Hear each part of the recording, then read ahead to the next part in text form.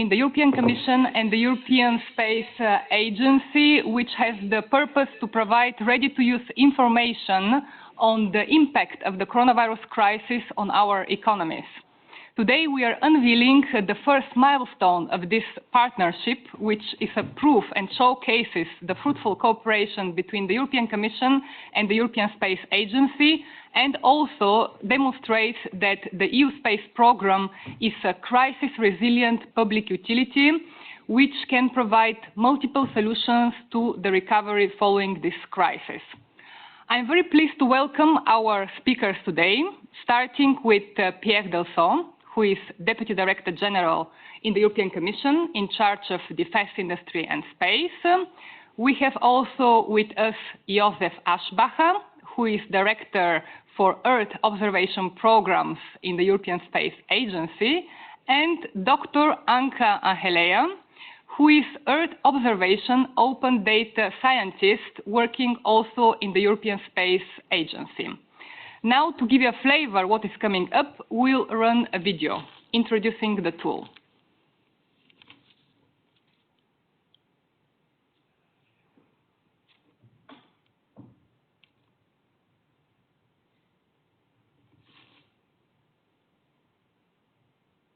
Have a little bit of patience.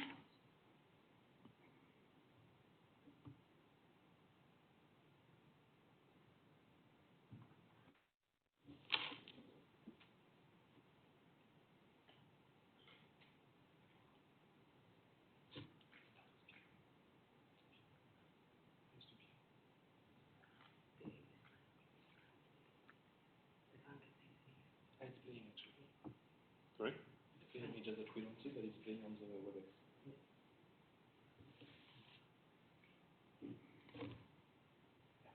It's because you left your answer.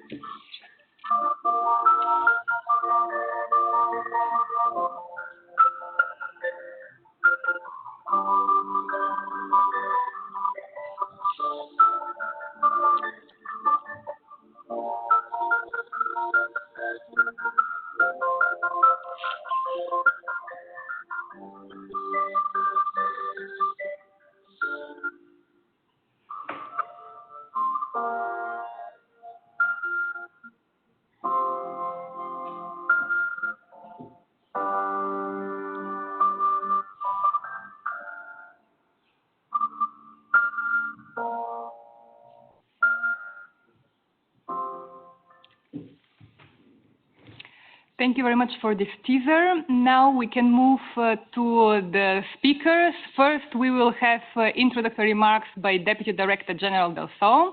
Then we'll have introductory remarks by Director Aschbacher and a live demonstration provided by Dr. Angelea. And following those introductory openings, we can move to your questions. Please, Deputy General Delson. Good morning to all of you. First of all, I would like, of course, to express my solidarity with those who have been hit by the COVID-19 crisis, which is not over, as we know. But even if this crisis is not over, we are already faced with a new crisis, which is the economic crisis and the fact that we need to try to recover from this crisis. As you know, the Commission has made important proposals a few weeks ago, and of course, we need these proposals to become a reality. But today, we are here to talk about space. Why do we talk about space in this context? Space is fascinating a lot of people, but sometimes there is a perception that space is actually something which is very costly, and the usefulness of space is not always easy to understand. That's not the Commission perception. We really believe that space is a fundamental tool for our economy. Actually, what we want to do with space, we want to bring space to Earth. We want to make sure that investment in space brings benefits on Earth for all of us. And if you don't believe me, look at what's being done by China, by the US, even private investors, India, and many countries in the world. They are heavily investing in space because they've realized that the future, and actually already the present, is dependent upon space. And one of the lessons of the crisis is the fact that Europe needs to be resilient. And from that point of view, if space is going to play a very important role in the future, we need to be also to have our autonomy in this sector.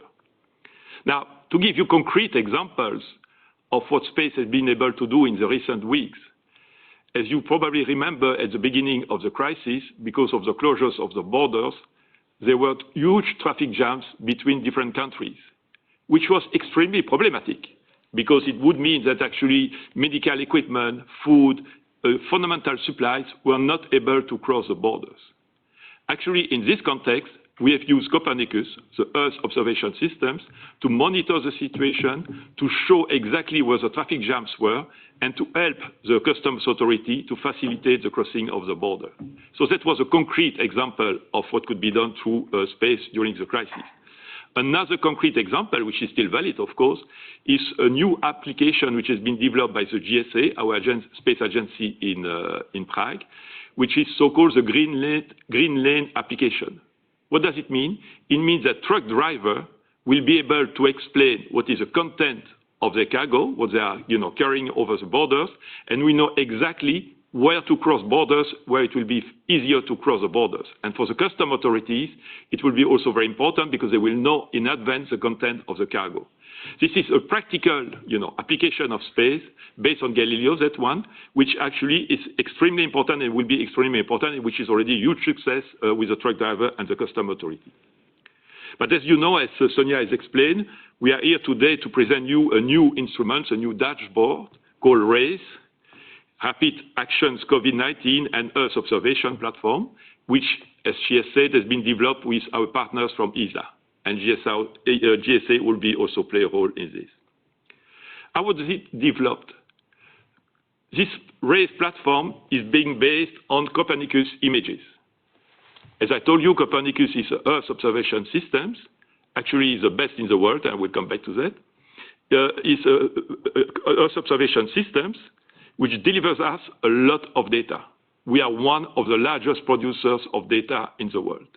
And those data, combined with artificial intelligence and data analytics, have to help us to build this new platform called RACE. So what is contained on RACE? And you will see it, you will have a demonstration. But what is contained on RACE is basically a dashboard which would help us to monitor the situation in different parts of Europe. We will be able to look at, economic recovery, economic situation. We will be able to look at pollution. And of course, already now we can see the effect, of course, of the crisis. We can see what are the consequences of the crisis on many regions. And again, you will have a demonstration. But we want this tool also to be a proactive tool. What do we want to do it? We want to use it actually to monitor the economic recovery because we want decision makers to be able to use it and to decide what to do and where to take actions. And we believe that in this context, getting the appropriate information is extremely important. And from that point of view, the new RACE dashboard could be extremely useful to just taking those decisions. So I don't want to be too long because you are all expecting the demonstration. I would say maybe two things as a conclusion. First of all, I would like to say that RACE is again a very good example of the fact that the space world works as a team.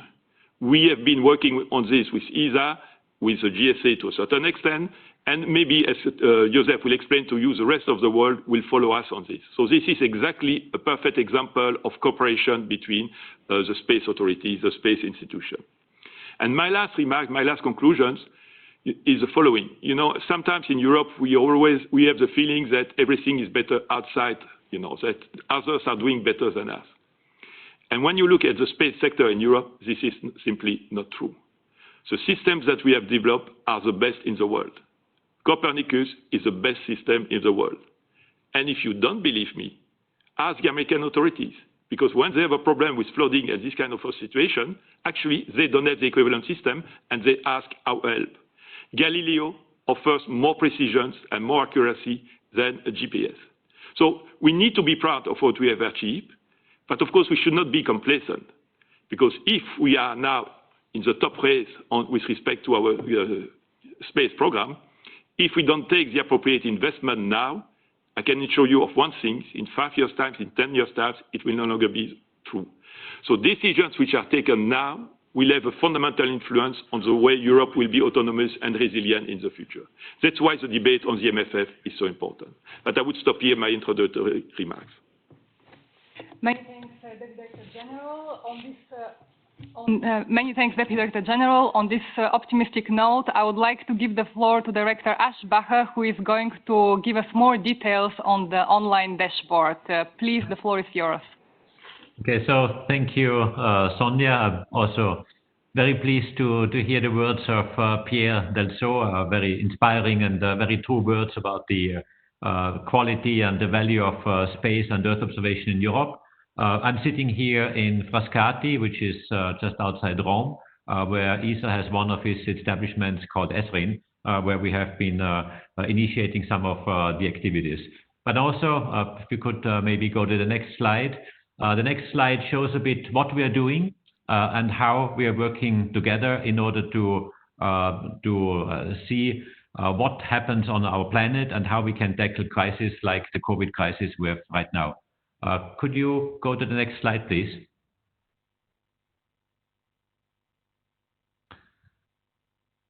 So the next slide, which will show up, I don't know whether the viewers can see it on the screen, so I still have the cover slide on my screen. But the next slide should really show how Europe is working and how Earth observation is working in order to monitor the planet and the various elements of our planet. We call it, we're taking the pulse of our planet with the various sensors, really looking at the atmosphere, the oceans, the land surfaces and how they interact, and making sure to, first of all, well understand the processes of our Earth system, but then also use this information to make predictions and help feeding models in order to not only know the current state of our planet, but even make simulations of what would happen if we would tune one or the other parameters. So what you see here is how space can help in times of crisis. Of course, the COVID crisis is very severe, and like Pierre was saying before, I really would like also to pay tribute to all the victims and all the ones who suffered from this crisis. It's a terrible crisis which we are all facing in Europe and worldwide. But as soon as the crisis started hitting us in Europe, and as I said, I'm sitting here in Italy, so we have been one of the first ones to be exposed to it. I was really reflecting with my team in my directorate, what can we do? How can space, how can Earth observation help in order to use our assets, which are among the best in the world, in order to help decision makers, but also the general public to provide relevant information. And I was having very early in this phase of the lockdowns, a very good discussion with Pierre Delceau, whom you have just heard a minute ago, to see what we can do, how we can use these assets, and Copernicus is among the best in the world, and he asked me to investigate and show some examples of what can be done. If you go to the next slide, please. We also wanted to make sure that the assets which we have in Europe are used to the best, but also we have been trying very hard to very quickly assemble information and parameters, indicators of the economy, but also of climate, of the environment, to make sure that our people get information as we are going into lockdowns and the economic activity is reducing. Some of the quite famous examples, and I will show a few in a minute in the next slides, but some of the really early examples were quite eye-opening. To see how air pollution is immediately reacting to the lockdowns. Air pollution, in this case, we used our Sentinel-5P satellite of the Copernicus program to monitor NO2, and NO2 is one of the gases that is directly linked to air pollution. What you also see here is a tweet of the President of the European Commission, Ursula von der Leyen, who actually recognized the value and the importance of Copernicus as a European asset for COVID and COVID crisis monitoring. Pierre Delceau was mentioning the example of the traffic jams, and this was one of the early examples which was mentioned by the President of the European Commission. If you go to the next slide, please, which we just saw a second ago, This is one of the examples that made a lot of headlines internationally. This is the concentration of NO2 measured from the Copernicus Sentinel-5P satellite. And you see, if you go to the slide with the two maps and the reddish colors, please. And there you would see on the left-hand side the concentration of NO2 in the year 2019, in the March and April timeframe. And on the right-hand side, you would see the equivalent period in 2020. I still do not see the correct slide. If you just move forward one slide, please. And if you would compare the left, there's this one, thank you. If you compare the left and the right image, you see a huge difference of red color. That means concentration of NO2.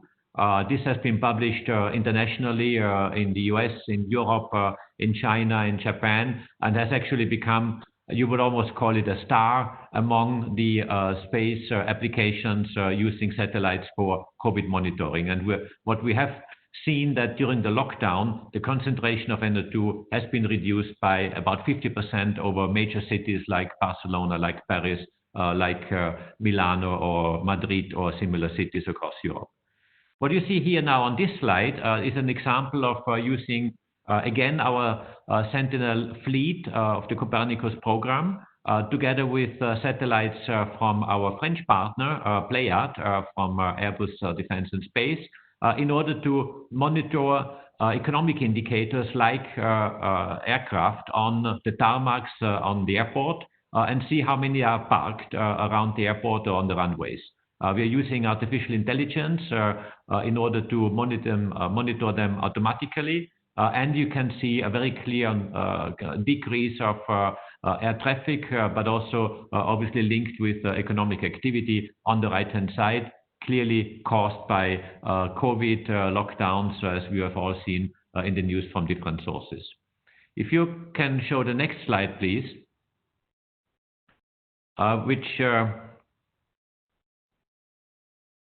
the next slide, please.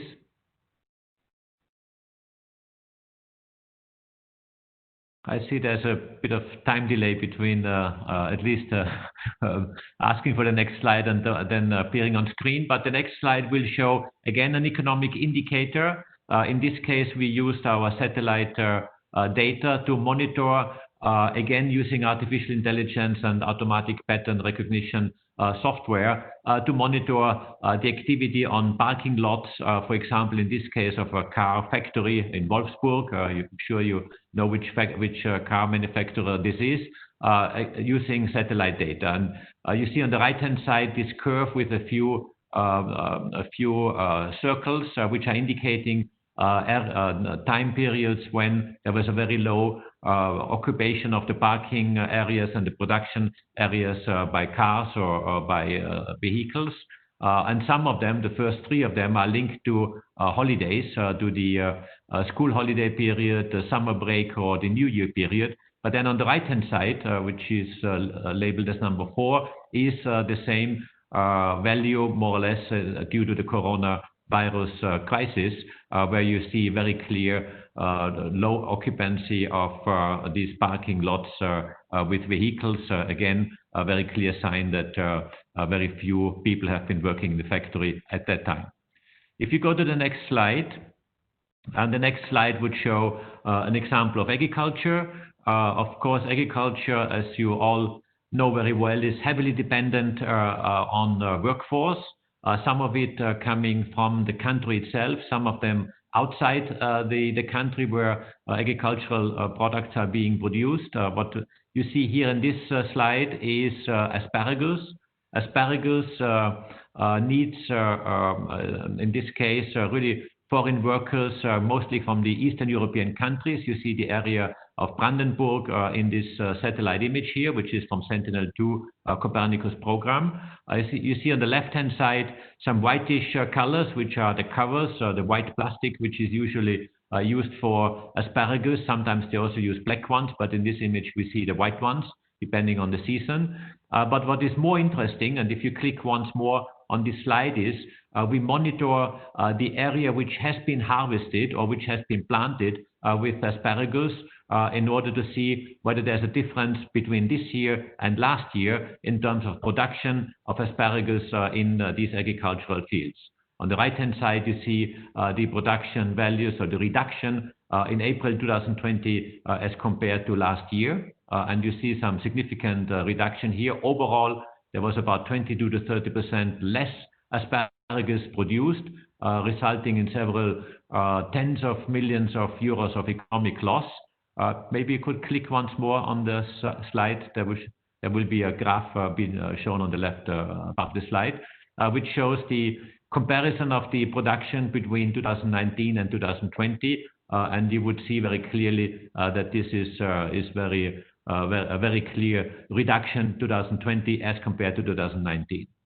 I should also say that asparagus for this area in Brandenburg is a very important agricultural crop. Every sixth asparagus you're getting on your plate comes from this region. So it's a very important production area, and obviously our satellites help to routinely monitor agricultural production.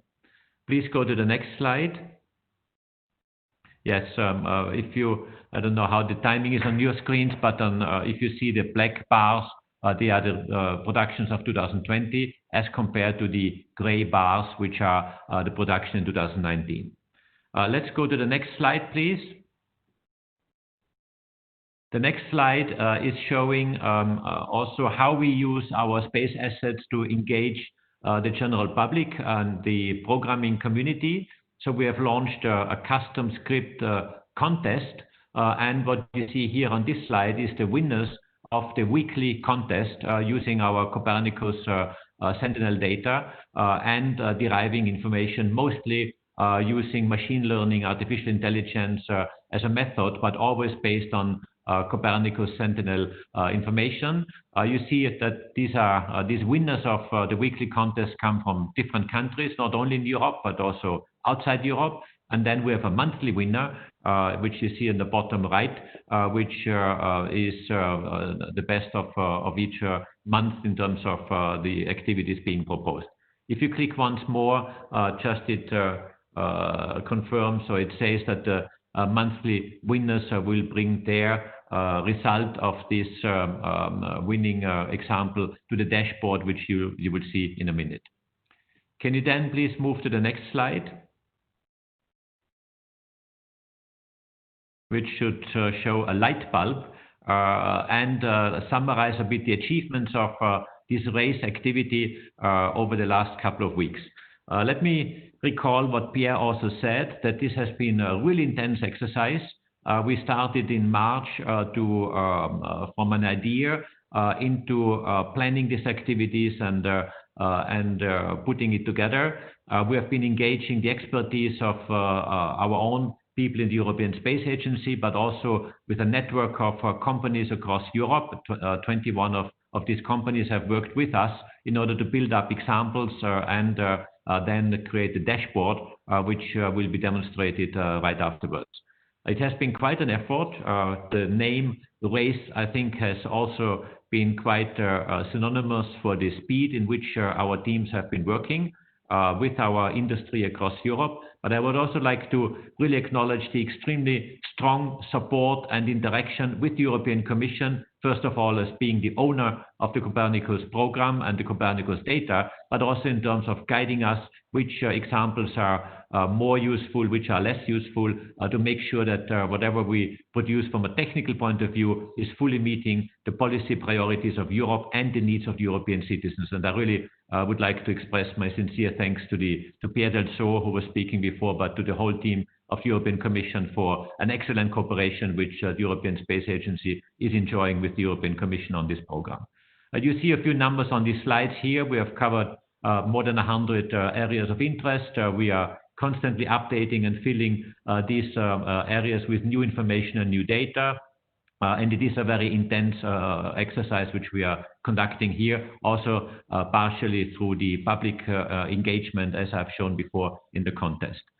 If you would go to the next slide, please. Maybe also worth mentioning is that we have used about 60,000 images satellite images from the Copernicus program, and another 4,000 images which we procured commercially from our partners across Europe in order to build up these examples. And this is an exercise that is constantly increasing, so we really have engaged ourselves quite significantly in building up this activity. The next slide, if you please could display, would show what are the next steps and what is ahead of us. So first of all, this is the occasion where we present this to the public. As Pierre was indicating before, I do hope that this excellent cooperation and activity is not ending with the COVID crisis, end of the lockdown, but I think it might actually serve as a model to continue further on to use our tools to the maximum for the public benefits which we have. What you see here is also, next steps, we will add new data, we will increase the coverage, we will add new examples, and this will be a constantly ongoing exercise. But also, and quite importantly, we are expanding our cooperation globally. The RACE program or project is going global. We had extremely good discussions with the NASA, the US Space Agency, and with JAXA, the Japanese Space Agency, in order to expand this activity globally, to make sure that the best assets in the world are being used together to monitor the various economic indicators, but also environmental indicators, which are linked to the COVID crisis in different parts of the world, in Europe, in the US, in Japan, in China, and other parts. Today we focus on Europe, but I'm also glad to announce that there will be another press event planned with the international community on the 25th of June, which will be hosted together with JAXA, with NASA, and with ESA, obviously always with a very strong coordination and support of the European Commission. And the next slide is only showing the partners who have been working on this. I mentioned 21 industry partners. They are listed on this logo, which should come up on your screens. And they are companies who have been extremely helpful, reacting extremely fast, very flexibly, obviously coordinated by us and in close coordination with the European Commission. So this is the end of my presentation. The next slide is only announcing that now comes the live demonstration, which is certainly a highlight of today's press event. Let me thank again the European Commission. Let me thank again all the partners who have been working on this, making it possible. This is an interim step, but I look forward to further continuation of this work. Thank you very much, Sonia, and back to you. Many thanks, Director Aschbacher. Now I would like to pass the floor to Dr. Angelea, who is going to offer us the live demonstration. Please.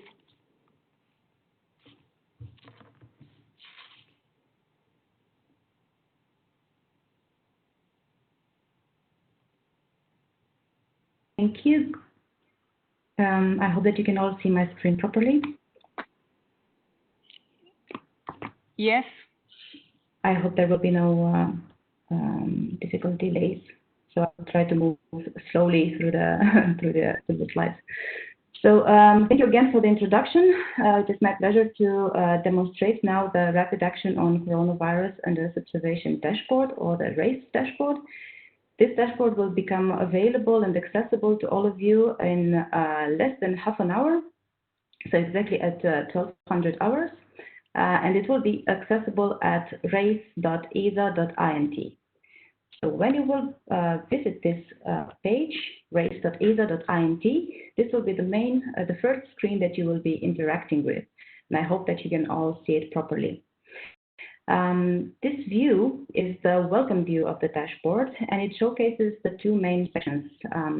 On the left-hand side, we have all the interaction, all the possibilities to filter through the countries, as well as to select the indicators that are currently available.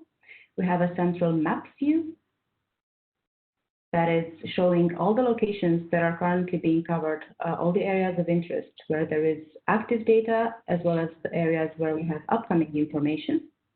And this map view is complemented by a table view that is showing all these locations in a single view.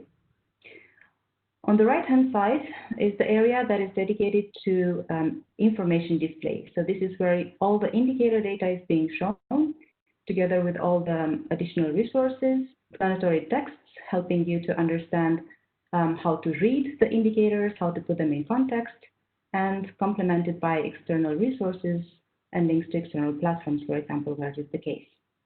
This is the welcome screen, and right now what you are seeing is a carousel of the latest data that has been added to the dashboard, and you can directly go to the indicators from this view.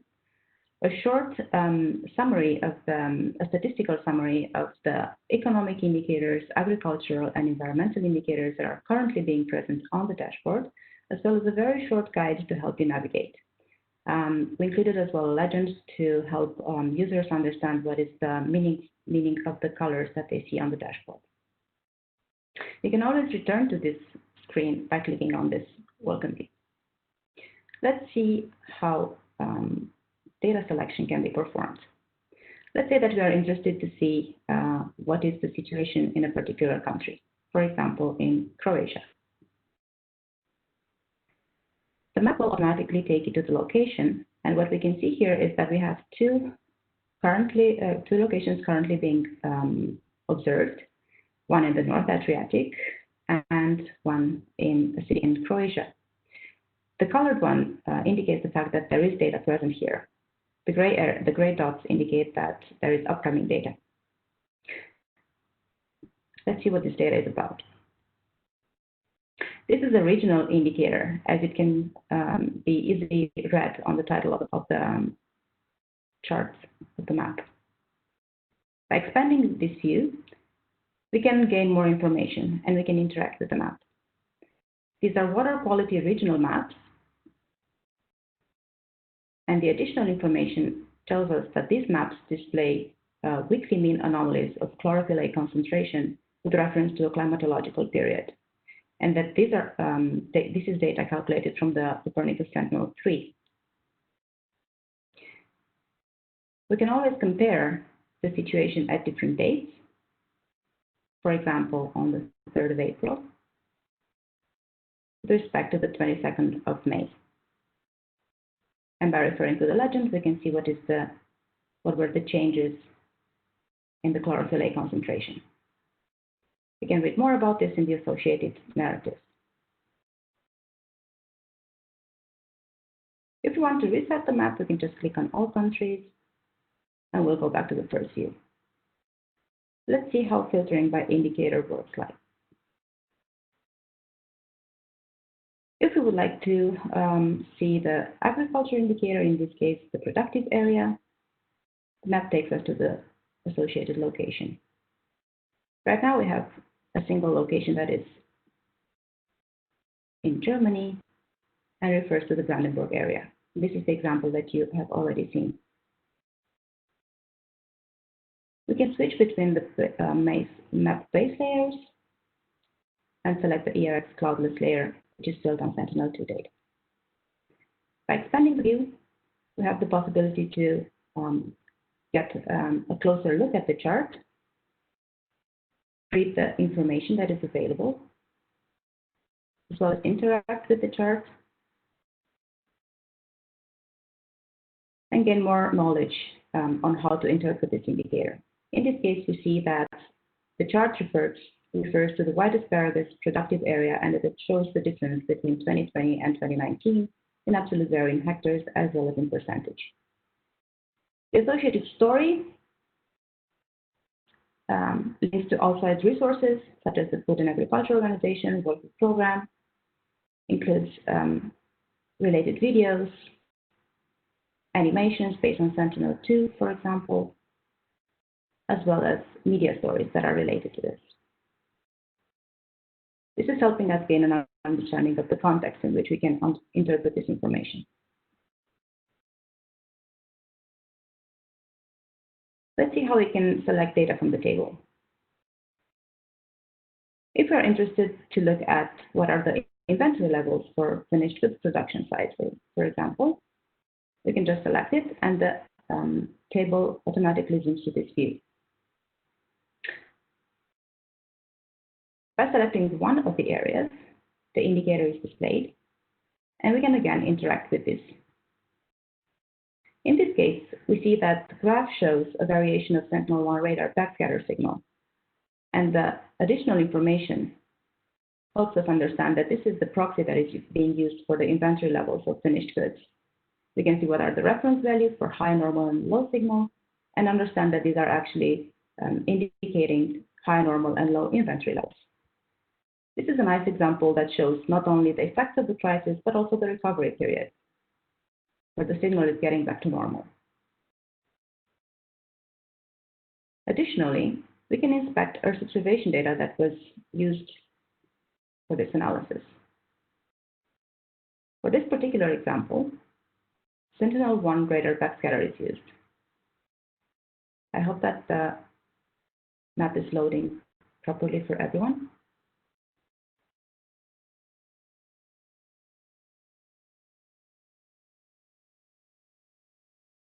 And we can look at the Earth observation imagery and again compare between different moments in time.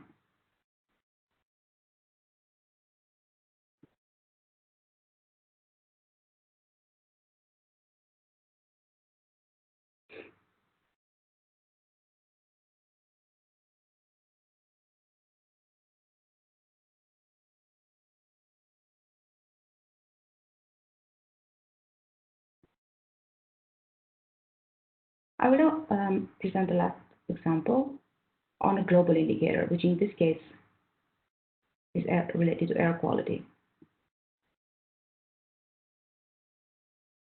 Here we show the nitrogen dioxide concentration as it's being measured by tropomi instrument on board of the Copernicus Sentinel-5P. Again, we can compare the situation at different dates. Let's say that we're interested to see what was the situation in March 2019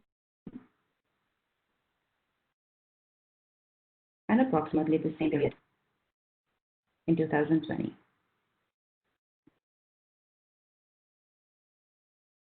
You need a slider to make comparisons between the two temporal intervals. And finally, read more about the indicator, link to the external resources, go to the links that take you to the European Space Agency sites and associated web stories, as well as go to the Sentinel-5P mapping service, which is the main data source for this indicator. This concludes my presentation. I would just like to point you to the About page, where you can read more about the race dashboard. You can see what were the companies that were most involved in the development of this dashboard. And finally, to tell you that this is an agile development, and we are working to provide very rapid delivery and results. And of course, building on the existing product. And this can only be done by integrating feedback from everyone. So I'd just like to point you to this feedback form that we have implemented and to tell you that we are welcoming suggestions, improvements, and contributions to the dashboard. Thank you very much for your attention. Thank you very much, Dr. Angelea, for this live demonstration. Just to recall that the tool will be available to you in less than 20 minutes. So a little bit patience, and until then, we can take some of your questions. Just to recall, in order to ask a question, please press the participant icon, and then you will see the raise hand icon that you need to press, so your name appears on my screen. When I call your name, your mic will be unmuted so you can ask your question. When you do so, please indicate the media that you represent and also to whom your question is addressed.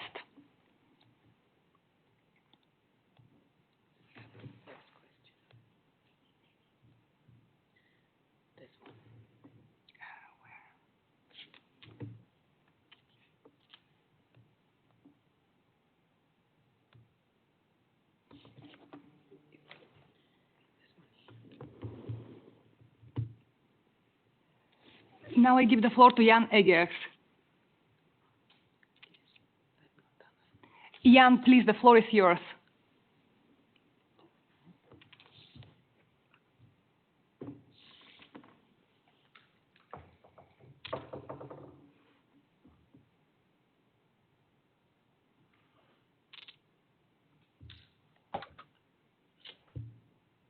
So. Yes, please.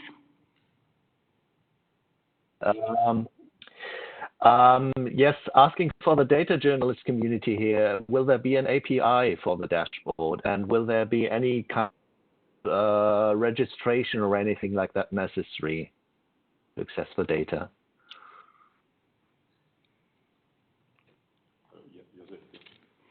I would like to give the floor to Director Aschbach, please. Thank you. No, there's no registration. There's a website which you have seen before, and you can easily access and use it as a very simple user. On the question of the API, I hand over to Anke or Yves-Louis Desnos, also an expert from us, who can go and answer that part. Thank you.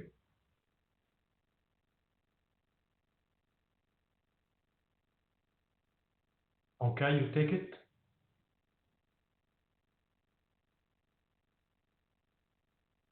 Yes, I can take this, of course.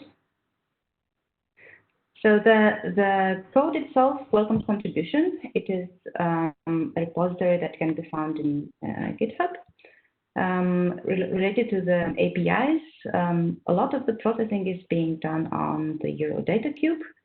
And of course, this is European platform, so you can all access the Euro Data Cube and do processing there and contribute to the dashboard.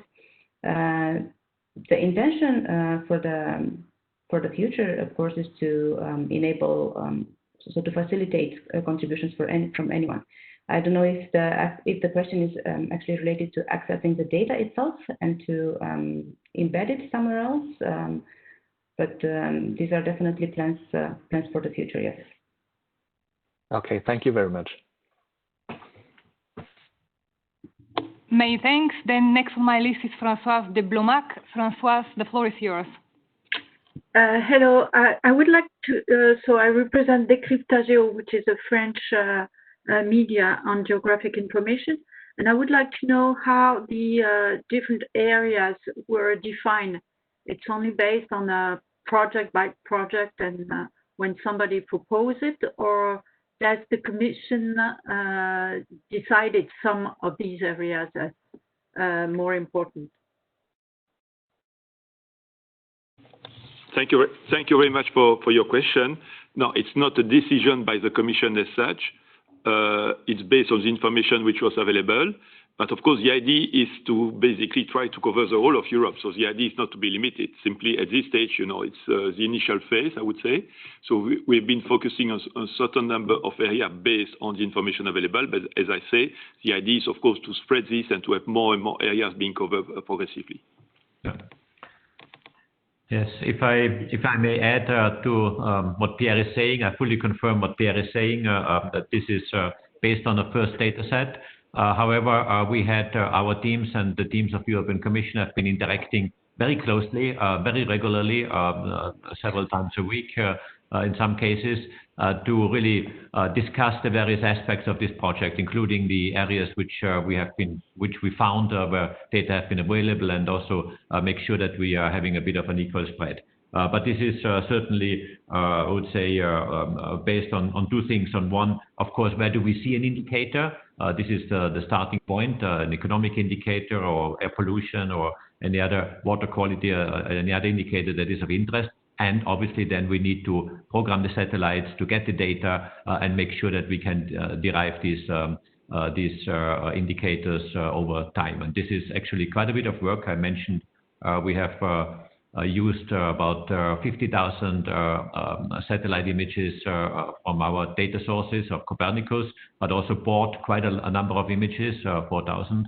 Which have been added in order to have a mix of Sentinel and commercial data. And I think it's also a very good example of showing the full capacity of European Earth observation assets. That means both commercial and publicly available assets.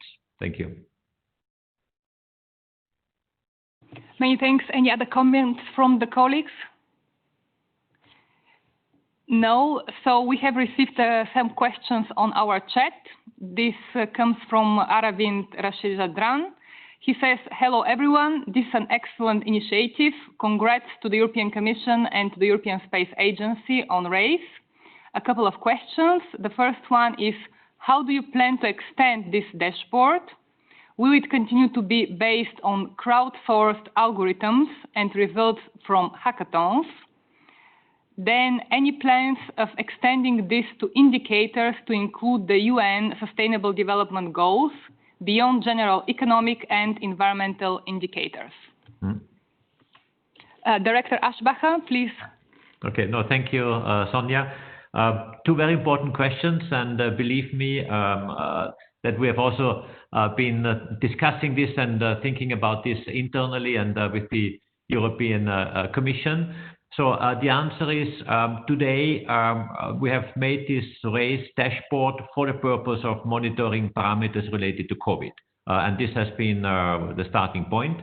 However, I can see a huge interest from the community and also internationally, and it would be a pity to stop here. Of course, I don't want to make now too many promises because we have to scratch our heads a bit and sit together how we do it and how we operationalize it and how this becomes, I would say, an important activity. But I can see that we plan to go beyond. And yes, we do include the results of hackathons, as you have mentioned. I've already said before that the winners of the monthly EuroDataCube hackathons or contests have been included or are being included. And yes, we will expand the dashboard certainly in the future. Second point on SDGs. In principle, yes, it can be applied also to SDGs. At the moment, this is not, I would say, foreseen because we focus on COVID-related issues and economic indicators and environmental indicators, but technically it would be no problem. Of course, it is a different exercise to really systematically go through the various indicators of the SDG. There are many of them, as you know. We are working on them separately, not necessarily within the dashboard, but the dashboard might actually be a very good tool to be used because it is easily accessible by everyone, by decision makers, by the public. And we certainly would like to reflect in this direction. Thank you. And just to complete the picture, and just to be, of course, fully aligned with what Joseph has said, it's clear that we, as a Commission also, and with ESA and our partners, we are reflecting actually how we could develop this kind of instruments to make sure actually that we use Earth observation, artificial intelligence, and other technologies to actually provide a better knowledge of planet Earth. So the idea, of course, would be also on the basis of RACE and other projects on which we are reflecting to develop actually something which would be available for everybody, but would give a complete picture of planet Earth, taking into account different kind of services and criteria. So what you have seen today is probably not the end of the road, it's probably the beginning of the road. Many thanks. Now we have one more question coming from Anna Poli. Anna, the floor is yours. Hello, I'd like to address my question to Mr. Aschbacher. So you mentioned that the corona crisis improved the environmental conditions like the air pollution. So now we are like 14 days into the corona losings in Germany and even longer in Asia. Is there like any changes you already recognized in terms of the air pollution or the environmental conditions? Yeah. No, thank you, Anna, for this question. Unfortunately, I have to say, yes, we immediately see that the moment the lockdown finishes or the economic activity restarts, air pollution increases.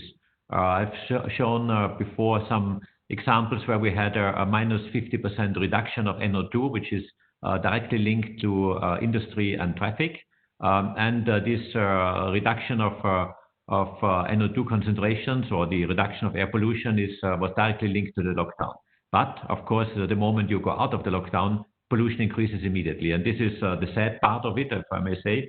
Also, you see it probably outside your window. If you look outside, you have a very clear air today. But the moment traffic and industry will increase, these values go up. And indeed, we have already looked into Wuhan and China, because there, as you know, they have been going out of the lockdown earlier than many parts in Europe. And yes, the pollution levels are going back to the would say, pre-COVID levels, depending a bit, of course, on the actual situation. But this is a short-lived, I would say, relief in terms of pollution and tightly linked to the traffic and industry activities. Thank you very much for this answer. Just maybe to complete on this, Pierre Delceau speaking, you're right, of course, what Joseph has said is very true. The problem is, of course, that what we are seeing a decrease in the level of pollution because for very bad reasons. Actually, the reasons why we have a decrease of pollution is simply because companies were forced to shut down because of a crisis linked to the COVID-19, which is not the good reason. But it shows also that if we adopt the appropriate behaviors in the way we manage our economic recovery, we might tackle this issue of pollution. So it's the issue, of course, is not we want to get rid of the COVID-19 situation. We want to go for the economic recovery, but we need to do it in a way which would be a green way to do it.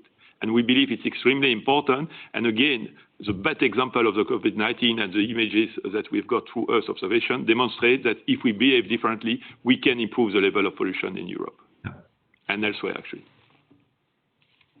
Many thanks. That was the last question on my list. But before concluding the press conference, I would like to draw your attention to a portal that was launched by the Commission a month ago, which is providing a very good and comprehensive overview of the initiatives which were launched by the space sector, by the European Commission, by the European Space Agency, by the European Global Navigation Satellite Systems Agency, also Copernicus entrusted entities, and the EU space sector.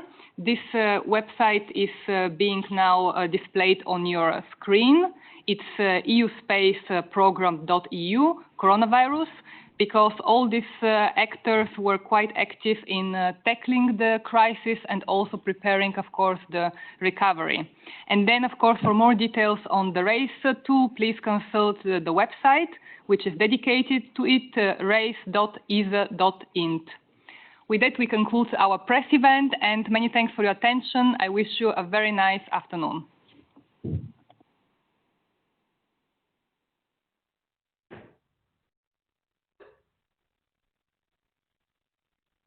Awesome.